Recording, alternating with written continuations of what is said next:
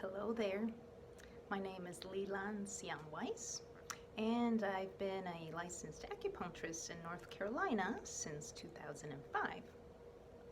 I'm making this video in request to a potential new client's inquiry about coming to see me. And this is a presentation that I would love people to be able to solve themselves because I was able to do so. And I want to tell everybody everything that I did and how it helped. Now, this condition is skin rash. For me, it was specifically hives that were itchy, but it pertains to all of the skin presentations that are red in nature, are itchy, and they come and go.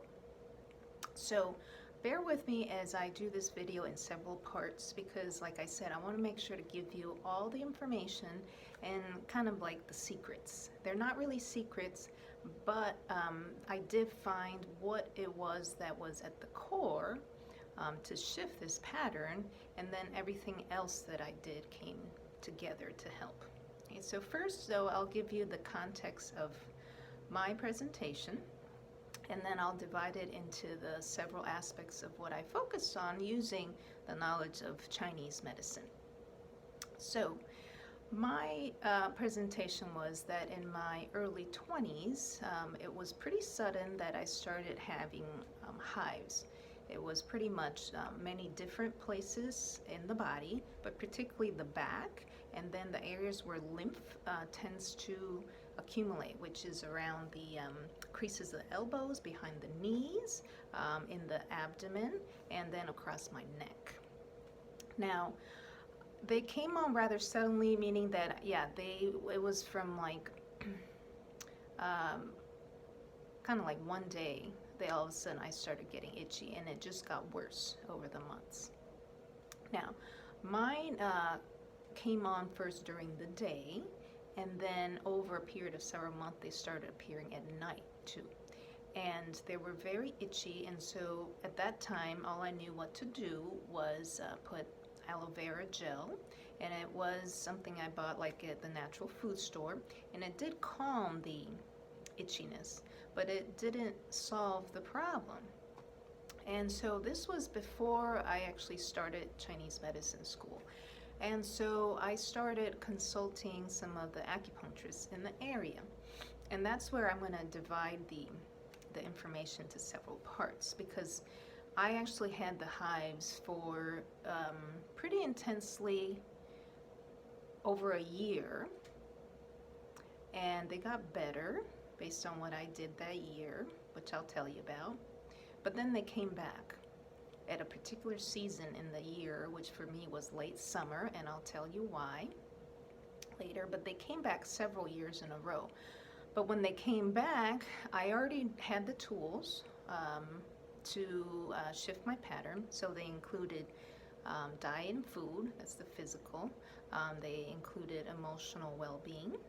And then I'll talk a little bit more about sort of spiritual well-being, which is an area of, for example, deep trust.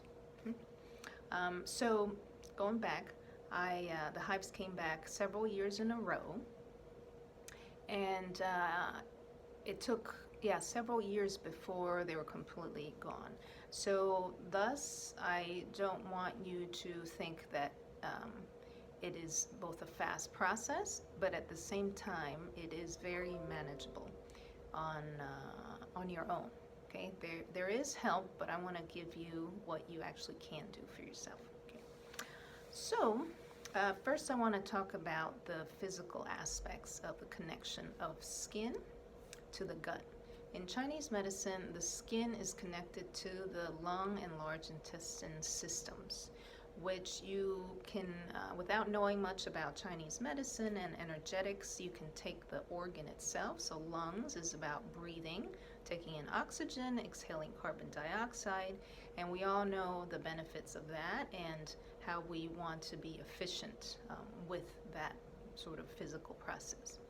Now, large intestine is the connection to lung from a Chinese medicine theory.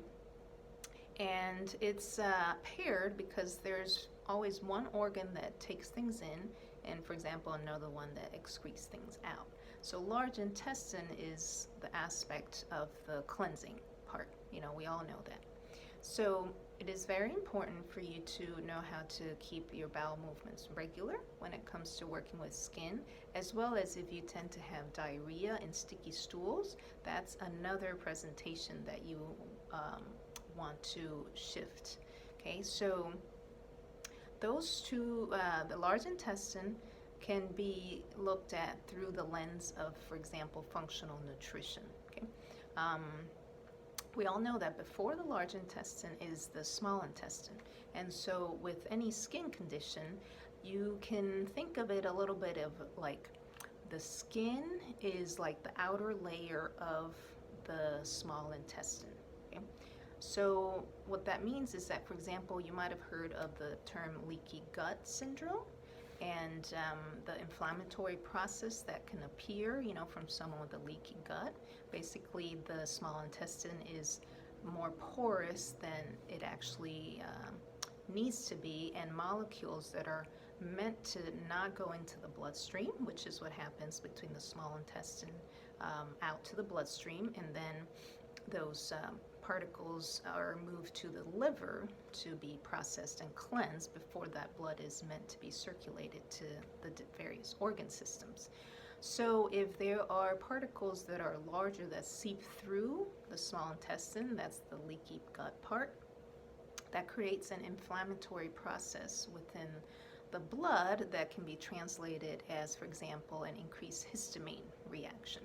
Okay. So then the sort of the function of large intestine is compromised, because basically you want things to keep moving on its way out to be excreted, and instead there's excretion happening through the lining of the small intestine, okay? And we don't want that. So from a food perspective, if you look up all the foods that increase histamine reaction, okay, and you want to cut them out, okay, and you can also think of it as the foods that are stimulating. In Chinese medicine, those are the ones we say that cause heat, are stimulants. They include sugar, coffee, preservatives, processed foods, where the oils have been sitting in the food for a while, fatty foods, alcohol. Some people, it'll be gluten and dairy. So I know it can be pretty restrictive, but I'd have to say that back then at 20 years old, so depending on what age you are too, your system is more capable of sort of what processes it's, not as compromised. So back then I'd have to say I just cut out processed foods, things like tortilla chips and any fried foods. And I think maybe when I drank wine or alcohol, definitely I got more flushed, and so I diminished that. And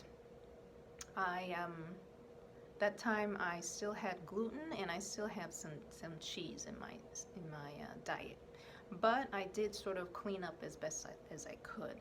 And back then, because I didn't cook, that was the other part that I'd encourage you to, if you're wanting to solve your own skin issues, that you get to cook for yourself. Because there you pick the ingredients, particularly your oils and your condiments, and you're not eating from canned foods, for example. All of that makes a difference if you prepare your own food. And it goes a long way to actually self-nourishing yourself, okay, which is another aspect I'll talk about in another video. So there you have the sort of the diet and food aspect. And so check out antihistamine foods, check out what are inflammatory foods, and then take what I told you about foods that create heat. That can, if you're real sensitive to foods that are inflammatory, that can include even things like garlic and onion, okay? And definitely the spicy foods like the peppers, the cayenne family ones, okay? So that is part of the Chinese medicine principles around food and skin. And there I'll stop, and there'll be another video.